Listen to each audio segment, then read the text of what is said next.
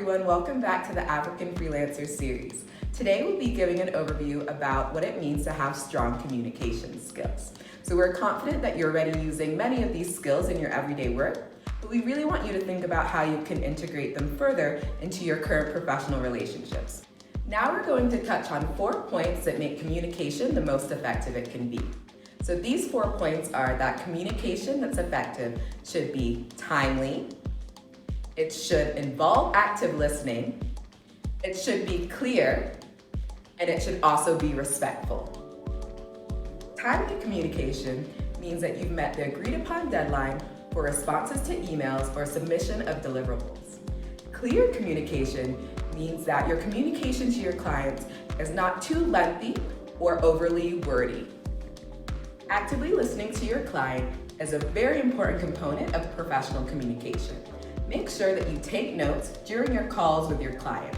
Also, make sure that you summarize these notes as well. Repeating them back to your client is also very helpful to help establish rapport with your client and build trust with them as well. And last but not least, be respectful. Avoid comments that make your client feel devalued or uncomfortable. And we'll talk about this a bit more when we talk about navigating cultural differences in professional communication. Remember that it's perfectly okay to clarify a request, ask for feedback, and to provide feedback as well. When you do provide feedback, make sure you do it in a way that is helpful and not belittling. Also, it's very important that you ask for your client's input as well. Although you may think you know best, it's very important that you accommodate your client's wishes.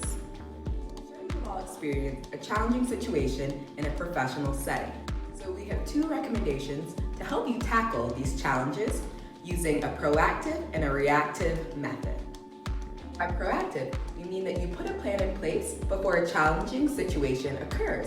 For example, you can set expectations with your client to be proactive.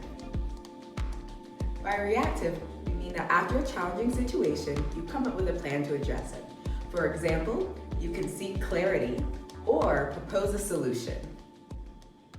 So another important part about communicating with your clients is that accommodating them and learning their preferences and being able to execute those preferences is very important as well. So for example, you may have a certain idea in mind, but it's very important that you keep their best interests at heart. I know that's something that we talked about before, but I do think it's also important that you do provide your opinion.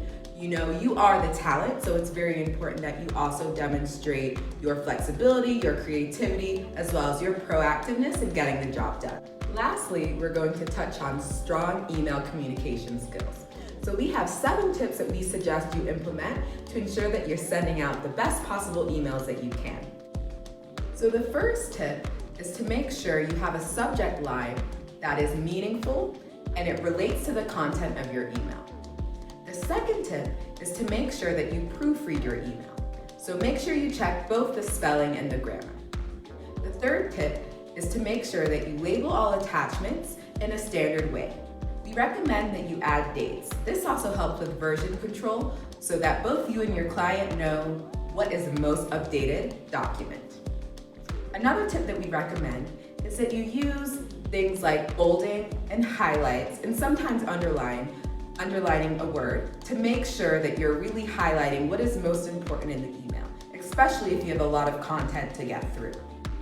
Another important point is to also use bullet points as part of the ways that you can be thorough and brief in your explanations in your emails. In addition to that, making sure you summarize the content of the email is especially important when you have lengthy emails as well. One last thing we want to mention is that your tone is very, very important. When you're writing an email, sometimes how you communicate that may not be the same as what you mean to express. So you really want to avoid negative phrasing or directives.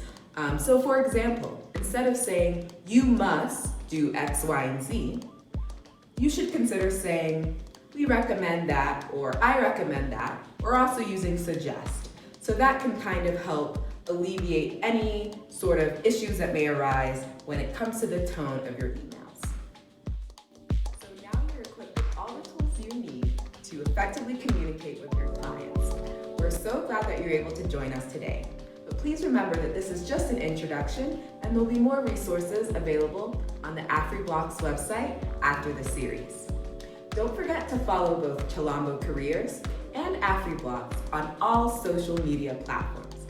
That way you can keep up with the African Freelancer series. Thank you so much for tuning in, and we look forward to speaking with you next time about professional expectations.